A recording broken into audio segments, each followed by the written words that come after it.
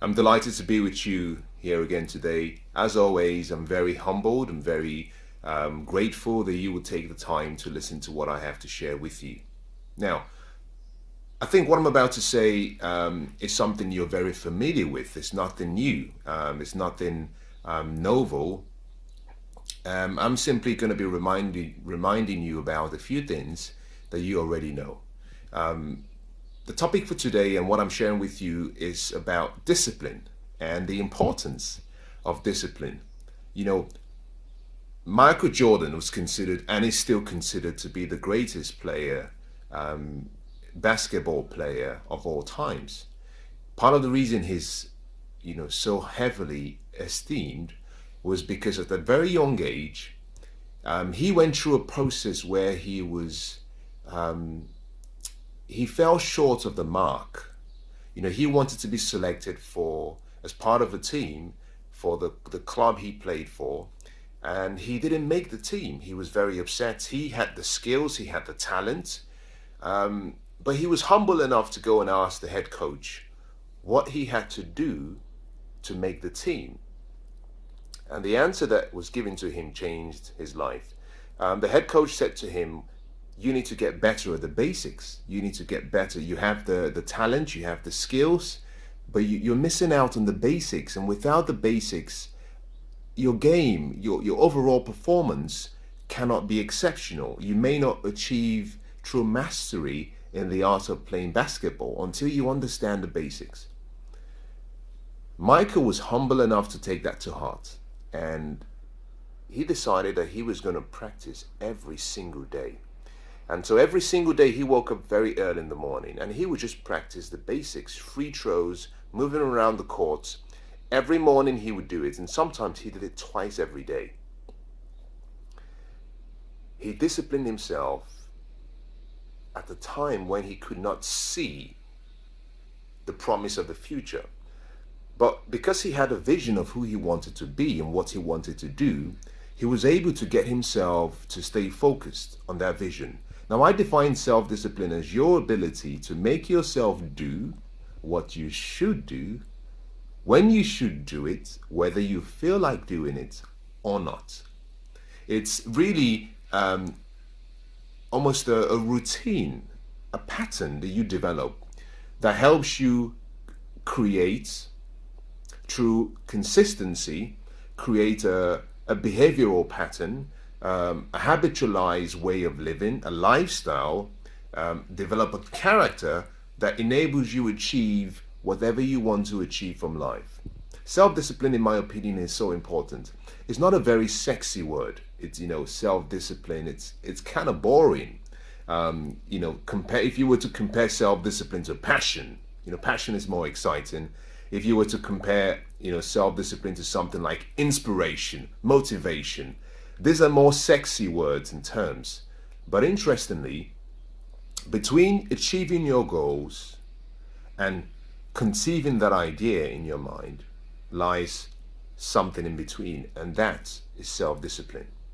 Until you're able to almost control your thoughts, control your words, control your actions in such a way that it's consistent with where you're trying to get to, you may never achieve or fulfill your true potential. Self-discipline is the foundation upon which most successful accomplishments, feats, are achieved. And what I'd like to do in this session really is deal with how you can start to fashion and form your ability to discipline yourself. It's not an innate habit. You're not born with self-discipline. Whoever has said that to you, if you've heard it before, I can assure you that you can forget it, because I use myself as a good example. There are so many things that I'm not good at. There are so many areas of life that I'm pretty much terrible, if I could use that word. But what I've learned is that if I can focus my mind, if I can stay disciplined, that I can start to develop an interest in that area, then I can start to develop a desire. That desire can then start to fashion and form into a commitment. Through my commitment, I can start applying some consistency in what I do. And then slowly I found in a number of areas in my life, I've started getting better. Classic example, I used to be one of those who you wake up in the morning, obviously you're late to get out, and you don't make your bed. A classic example for most men, especially at a young age, you just don't make your bed. You're like, well, I'll do it when I get back home. You walk out the door, you come back home, it's late in the evening. What's the point making your bed if you're about to sleep on the bed? You're just about to get in bed. What's the point making the bed? No one is going to see it. So you go through the same cycle. And I started understanding self-discipline much later on in life, because I found that there were small daily disciplines or things that I was neglecting that was affecting my self-confidence, that was affecting my self-esteem and my self-belief. You see, everything affects everything else. A lack of discipline in an area will affect another area of your life. A decision to discipline yourself in one area of life will affect another area of life. So very slowly, I started to see that some of the insignificant decisions I was making every day, they were coming together to form almost an avalanche of poor decisions that were affecting my life. And so I started, not by trying to change the world, not by trying to do some great extraordinary thing. You see, you've got to start by focusing on doing ordinary things extraordinarily well. And that is how success, is birth. You start where you are with what you have, and you start immediately. And so what I did to myself was I decided that I would change, I would raise my standard. And this is where self-discipline begins. You need to raise your standards. Until you have standards that you decide to yourself, you make a promise to yourself, not to another person, to yourself, where you say, this is who I am. Part of the reason your standards are important is because you will always behave like the image you have in your mind about yourself. If you see yourself like a loser, then you will always act like a loser. If you see yourself like someone who should be respected, someone who is respectful, then you will notice that your behavior starts to change in accordance with that picture you have. Your self-identity is extremely important. Until you've started to raise your standards, or rather until you start to raise your standards, what you observe is that you will always find a compromise. You would always find a reason why maybe not today, maybe tomorrow. So the first thing I did was to raise my standards. And the standard I set to myself was, I'm a decent young boy, and I have respect for myself, and that I was going to start making my bed in the morning in such a way that I would make it look like my room was going to be inspected. It was that simple. Interestingly, it only took about 5 minutes. You see, we can come up with all of the reasons and the excuses why we don't have time. But until you raise your standards, now as soon as I defined that new identity for myself, every day, the first day, now think about this, the first day that I missed, I didn't make my bed before I left the house, believe it or not, all through the day, I couldn't focus. I could not focus because in my heart, I had fallen short of my standards. I felt as though I'd betrayed myself. I felt as though I had done something that was almost inconceivable. But it was so simple. It was simply that I didn't make my bed. But because I had made that promise to myself, I had resolved in my heart that this standard was something I was going to live by on a daily basis, I found that my conscience went to work. Very important. Without a conscience, because your conscience acts as a referee, a guidance system, it guides your emotions. And like a referee in a game has one function, primary function, to ensure that the game is played within in accordance with the rules, to ensure fair play, to ensure that both parties are safe, to ensure that there are no shortcuts taken in accordance with what the game is all about. And your conscience does the same thing. It helps you, almost guide you. When you've gone off course, it calls you into action. But your conscience can only call you into action when you have a standard. If your standard is almost at rock bottom, where you don't really care, then your conscience has nothing, because it looks at you and says, well, you don't really mean this anyway, so what's the point? So the first thing I did was to raise my standards. And that is where you have to start. Until you have self-discipline, whatever you're trying to achieve in life, whatever dream, whatever goal, whatever desire you have, you may fall short of it. Interestingly, happiness and joy are linked to self-discipline. Now, you might be thinking, I don't see the correlation between happiness and self-discipline. Well, let me explain. Happiness is a choice. It's a state. You just choose to be in a happy state. You choose to be happy. But think about this.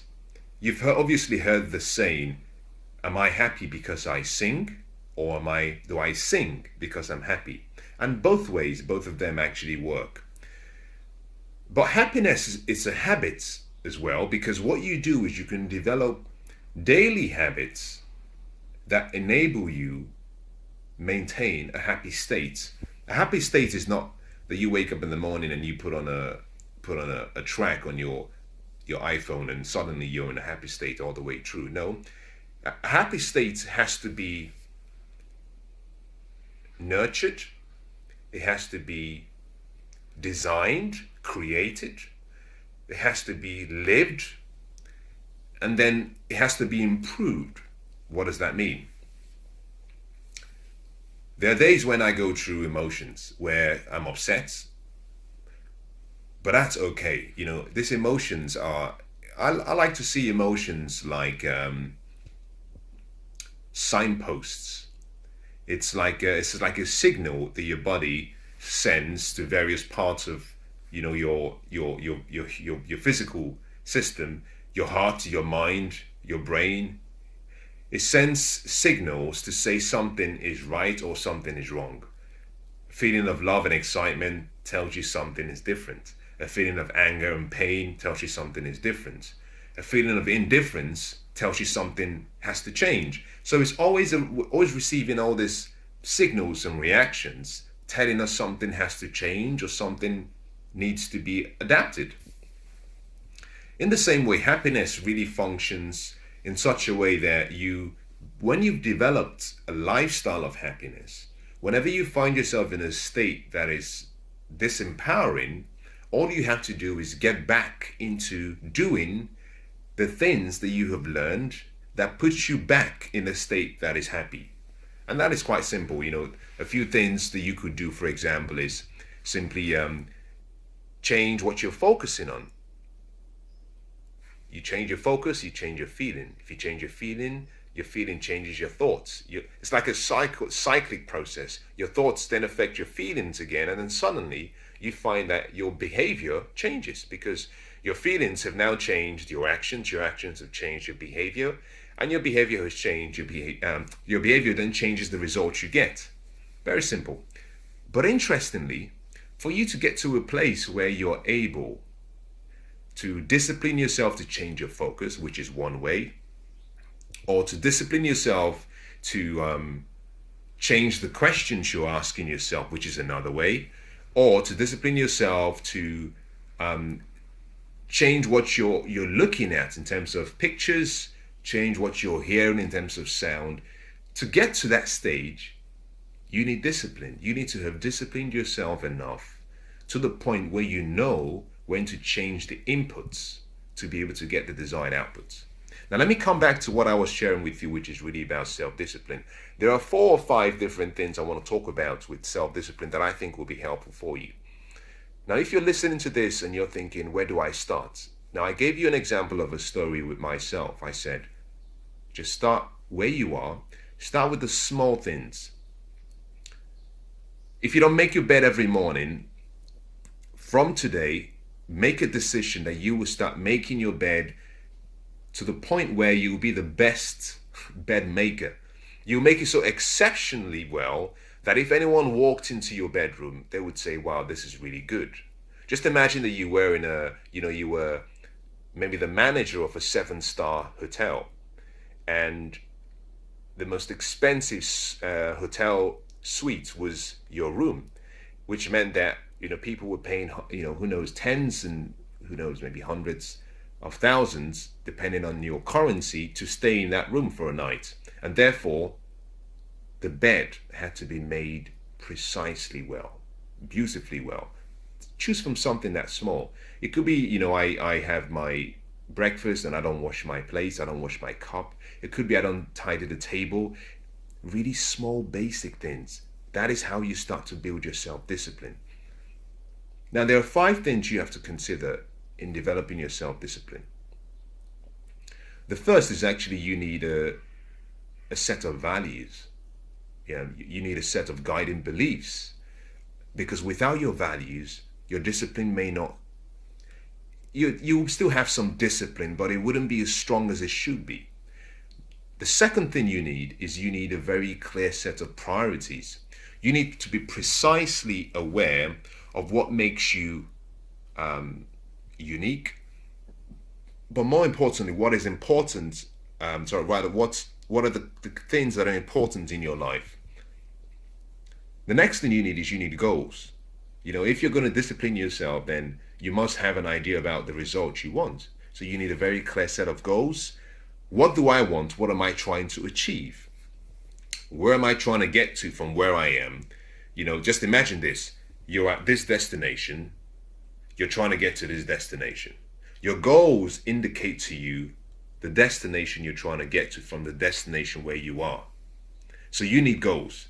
Now, the next thing you need is inspiration or motivation. You can choose whichever you want, but you need something to get you inspired. You need something to get you emotionally positioned, primarily because self-discipline has to do with you disciplining yourself to do what you should do, when you should do it, whether you feel like doing it or not.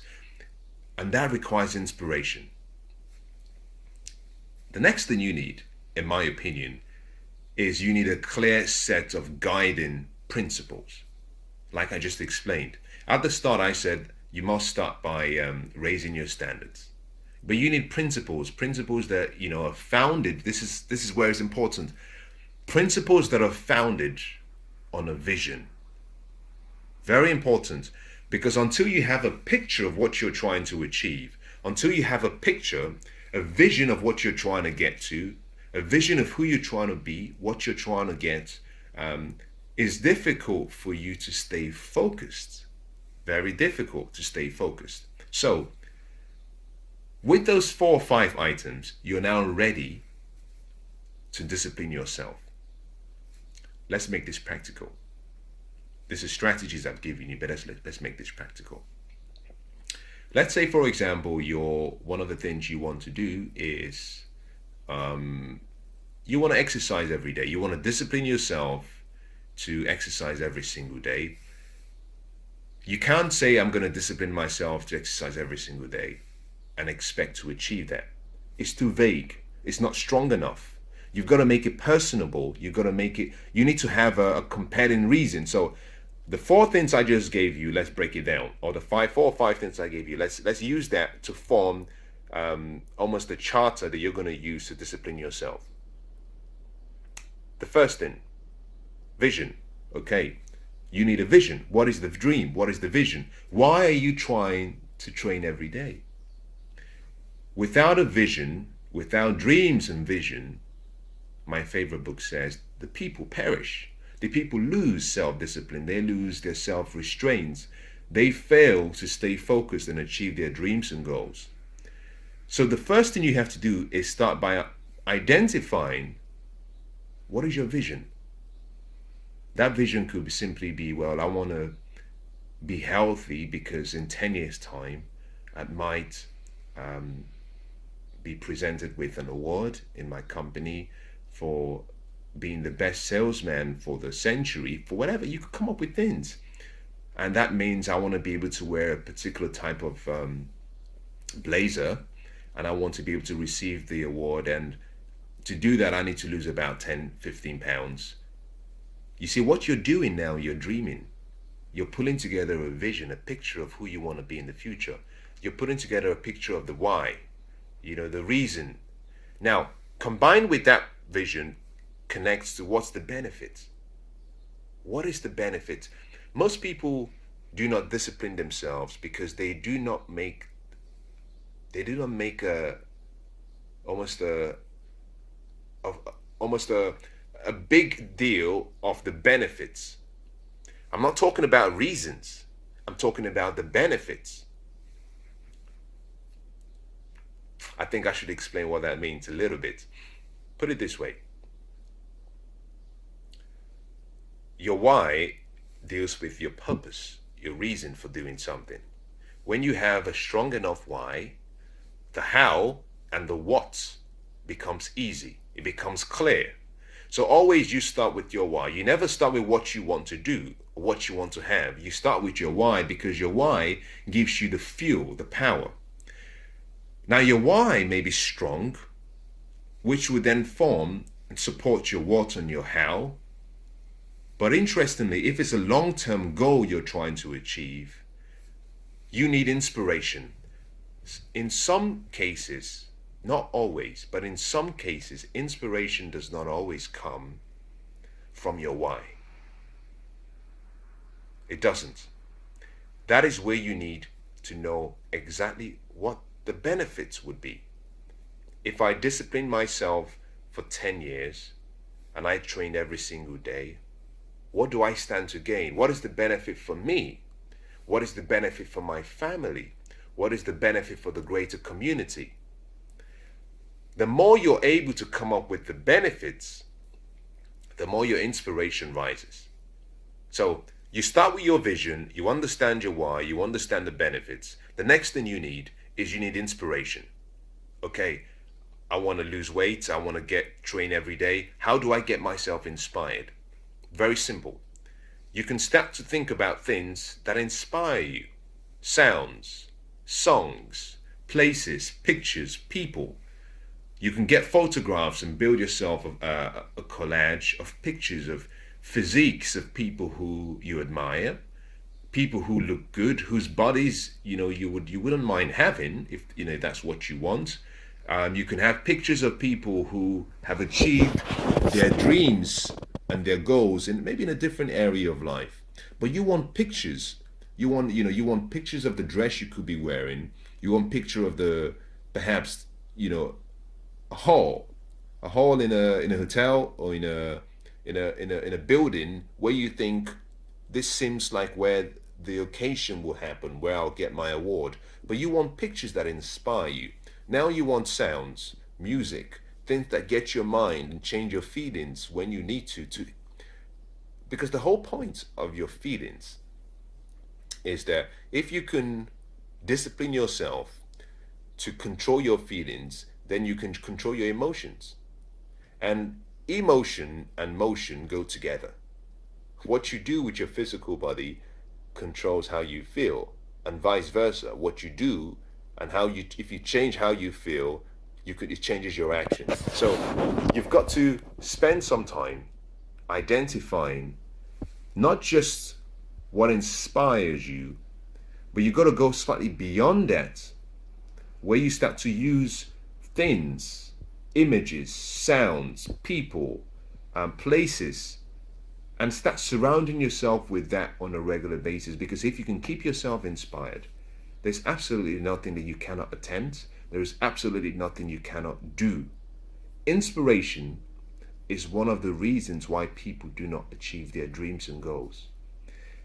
The high achievers and the top achievers are those who have disciplined themselves to the point where they know how to inspire themselves every single moment of the day.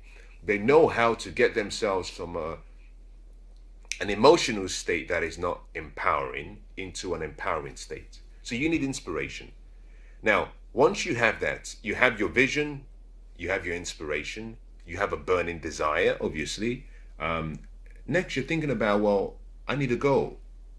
What are the results that I want? How would I know when I've achieved it? What would I look like? What would it feel like? What would it taste like? When you start to paint all these pictures in your mind, or even document it, get a piece of paper and document it. As soon as you start to do all of these, something interesting happens. Your desire, your passion starts to increase. Now, this is where I want to make you think. Your desire deals with something that you want really badly. Something that you want really badly. In most cases, it deals with what we call a want. Oh, I love some ice cream. That's a desire. Oh, I love to really date a really beautiful model. That's a desire. Your passion, on the other hand, deals with something that you've decided, I can't live without this. I've got to have it. It's not a choice. I cannot live without it. Your desire, you want it, but you could live without it. It's a burning passion, yes. Burning desire, yes. I really need it badly, yes. But could I live without it? Yes. Your passion, on the other hand, is where you come to a place where you say, I can't function without this. So you have a passion for life because you know you need air, you need to breathe. You have a passion, although not celebrated in the way you should. You know, there's a passion for feeding and shelter. These are things you can't live without. Once you start to develop all of these core areas, what you start to see is that your desire and your passion for that vision starts to grow. And as it grows, your self-discipline and your ability to keep yourself focused increases. The final part of the whole self-discipline equation is you need persistence. And that persistence goes together with patience. Your ability to consistently and insistently keep pushing towards your desired results, even when things do not look right. Anyone who has tried to learn a new instrument, to play a musical instrument at any stage in life, when you start playing the instrument, you get frustrated because you're learning something new. But if you're able to discipline yourself to do it repeatedly, and at the end of every session, ask yourself, what did I do right, but what could I have done differently? And focus on the feedback from the lessons learned, and then implement that back into your practice. You start to notice that your performance starts to improve very slowly. At the early stage, it seems as though you're not making any progress. In a few months, you're amazed. You start to rejoice in yourself. And that is the same thing. Persistence is so important in self-discipline because there will be times when you question why you're wasting your time because you cannot see the results. If you're on the frame in a picture, it's impossible for you to see the picture yourself because you're on the frame. And you might need someone like a Picasso to stand back and admire the painting for you and tell you how the painting looks and what they really think about it. In the same way, when you're persisting at the early stage, you may not see any results. And most people give up in life, not because they fail, just because they quit. They haven't seen enough results. They're not happy. Persistence is so important. Colonel Sanders, who pioneered the KFC restaurant chain, at the age of 65, decided that he was going to go around America trying to sell his recipe. He was forced into doing it for, he had just gone to the age of retiring. But he was almost, nature and life sometimes will move on you. If you hold on to an idea too long, nature will move on you. There was some diversion to the traffic and interstate route that usually would have passed through his restaurant. That was changed. So all of the customers he used to get before, he no longer could get them as a result of an infrastructure change. He decided, I have one of two options. I either stay where I am and I starve to death, or I can get up and I can go pursue this dream. He went around America trying to sell his recipe to all the food chains that he could find. He had 1,009 rejections, 1,009, before he had his first yes. You see, most of us try once, twice, and 3 times and we give up. If you can persist, if you can endure, if you can stay encouraged, you can succeed. So, as I summarize, self-discipline is important. You know, your dreams, whatever you're trying to achieve, has a price. And you can pay that price through self-discipline. Your ability to discipline yourself is what will take you from where you are to that future that you want. Without it, you have no success. With self-discipline, you have all of the spectrums of the colors of life to be able to paint yourself a masterpiece that will be so beautiful, masterpiece that will be so elegant, that if Michelangelo saw it, he would sit back and say, this is good work. So understand that self-discipline is something you have to nurture. And it's not a habit you're born with. It's something you nurture, you develop, you learn, you improve, you modify. It's a lifetime process. And those who have disciplined themselves for the present always get in the future something that most people will never expect or see.